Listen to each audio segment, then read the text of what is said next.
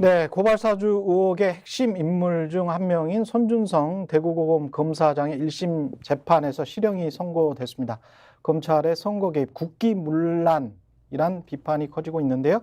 한동수 전 대검 감찰부장 스튜디오에 모셨습니다. 안녕하세요. 네, 이렇게 통찰력 있고 아유, 올곧고 강한 방송에 이렇게 함께할 수 있어서 기쁩니다. 예, 지금은 변호사님이시죠? 네. 예. 그 전에 원래 판사시셨잖아요. 네, 판사 16년 하고 변호사 한 5년 7개월 하고 대검에서 감찰부장으로 2년 9개월 정도 근무하고 다시 변호사 시작한 지 한 1년 됐습니다. 그러셨군요. 1년 좀 넘었습니다. 예. 계시는 동안에 채널A 검언유착 사건 났었고, 네. 한명숙 총리 모해 위증 교사 사건과 관련해서도 감찰을 하셨었습니까? 네. 예. 그다음에 판사 사찰 문건도 있었고, 고발 사주 사건. 그때 진짜 일이 많았군요. 네. 아주 특별한 검찰총장이 재직했고요. 저 역시 그런 역사적으로 이렇게 중요한 사건의 그 현장에 있었던 것 같습니다. 예. 지금 고발 사주 사건은 1심이 판결이 났는데 징역 1년 실형 손준성 검사장에게는 일단 실형 판결이 나왔고 검사장에게 징역 1년 실형 판결이 나온 것도 한국의 사법사에 극히 이례적이었던 것 같습니다. 네, 무슨 뭐 뇌물 관련 이런 쪽에는 이제 나온 적이 있었는데요. 그렇죠. 네. 예. 이 재판에 이제 증인 출석도 하셨는데 네. 어떤 증언을 하셨어요? 그게 세 가지인데요. 하나는 손준성 수사정보정책관이 그 고발장을 작성 전달을 하였다는 점, 또 하나 윤석열 총장의 승인을 받고 고발장이 외부로 나갔을 가능성이 있다. 또 한동훈 검사가 이 행위에 공모했을 가능성이 있다. 이 세 가지 점에 대해서 그 진술을 하였고요. 또 관련되는 진술서, 뭐 의견서라고도 표현하시는데 그 진술서를 제출하였고요. 네, 그렇습니다. 그러니까 감찰부장으로 계시면서 취득한 어떤 증거 자료들에 바탕을 해서 진술하신 거군요.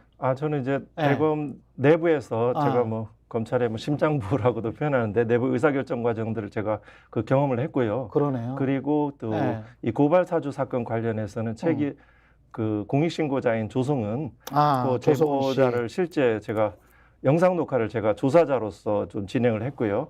또 관련 그 대검 내에서 정보통신과 등을 위해서 이제 그 메신저 자료 등 내지는 뭐 판결문 검색 로그인 흔적들 또 뭐 법조인 대관 이런 부분들에 대해서 전체적인 아주 기본 골격이 되는 물적 증거 조사도 제가 알았기 때문에 그 처리 과정도 제가 경험했기 때문에 비교적 뭐 사건의 실제 신빙성 높은 정확한 진술을 할 수 있었습니다. 이번 판결에 어떻게 보면 요체가 되는 증언들을 많이 하신 거네요. 네. 그 진술서 내용들은 제가 책에도 그대로 기재를 했고 판결문에서도 상당 부분 그대로 또 기재되어 있는 것을 제가 확인했습니다. 책 제목이 검찰의 심장부에서라는 윤석열 사단에 대한 이야기가 나온 책인 것 같은데 좀 볼 수 있을까요? 네. 제가 드리려고 가졌습니다. 검찰의 심장부에서 검사 동일체부터 시작해서 검찰 수사를 믿을 수 있을까? 깡패 소굴이라는 표현도 나와 있네요. 네, 제가 나오니까 어느 분이 깡패 소굴 같은 데서 어떻게 한 년씩이나 견디셨어요. 이렇게 저한테 위로 겸 내지는 평가 내지는 격려 겸 이런 실제 말을 제가 들었습니다. 이게 윤석열 총장이 승인을 받고 했을 것 같다라고 증언을 하셨다고 했는데 그 이유는 뭔가요? 그 근거가 있겠죠? 사실 이 검찰에 검사로서 내지는 대검에 조금이라도 근무해 본 사람이라면 이 검찰총장을 승인을 받고 나가지 않은 지시 내지는 승인 없이 손준성 검사가 이렇게 위험한 일을 할 하등의 이유가 없다. 그 내에서 이제 고발장 내에 이제 그 윤석열과 그 부부, 그 부인 김건희 또 한동훈 검사가 피해자로 적시가 돼 있지 않습니까?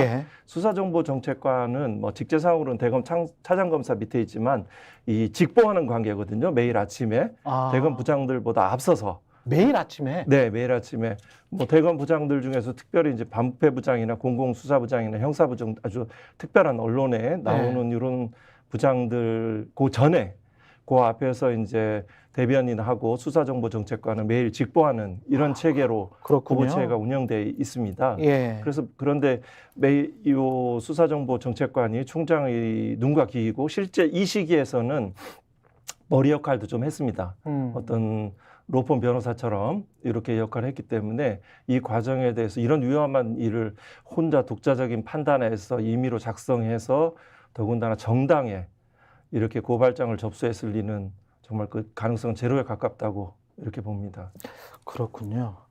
이거 저의 뭐 생각입니다. 예. 저는 그렇게 네. 이거는 만약에 근데 그 윤석열의 승인을 받았을 수 있다. 이게 지금 2심이랄지 대법이랄지 이 정부 안에서 이 사건이 해결이 돼버린다면 이런 것까지는 안 밝혀지겠죠. 어떻게 보십니까? 일단 이 사건에 대한 관할에서 이제 공직선거법 위반 부분은 이제 검찰의 관할이 있고요. 예. 현재의 이제 검찰청법에 정한 이제 그 관할들, 예. 공직선거법 위반 부분들은 이제 검찰에 있고 내지는 직권남용이라든가 직무유기, 예. 직무 관련 범죄들은 이제 공수처에 있죠. 만약에 이제 검찰에서 이런 부분들이 이제 수사가 이루어진다면 공선법 위반으로 간다면은 이걸 이제 특수나 공안 쪽에서 담당할 수 있겠는데요. 이 부분은 그 윤석열 총장 한동훈 검사와 상당히 이 직무상 근무 연들이 있어서 상당히 공정한 수사들을 좀 기대하기가 어렵죠. 예를 들어서 뭐 그건 우리 국민들이 지켜봤죠. 김학의 사건이라든가 그렇죠. 최근에 뭐 이정석 검사 사건들의 감찰과 수사가 어떻게 진행되는지 알려지는 바가 없죠. 최근에 뭐 그 가슴 아프게 그 돌아가신 그 세계적인 배우였죠.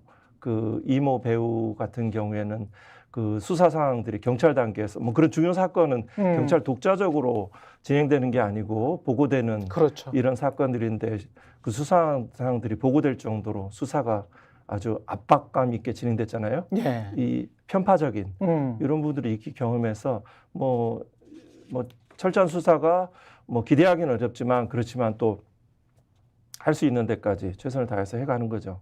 1심에서 좀 아쉬웠다고 표현을 해야 될지는 모르겠습니다만은 공직선거법 위반은 무죄가 나왔거든요. 네. 이거는 2심에서 뒤집힐 가능성도 있습니까?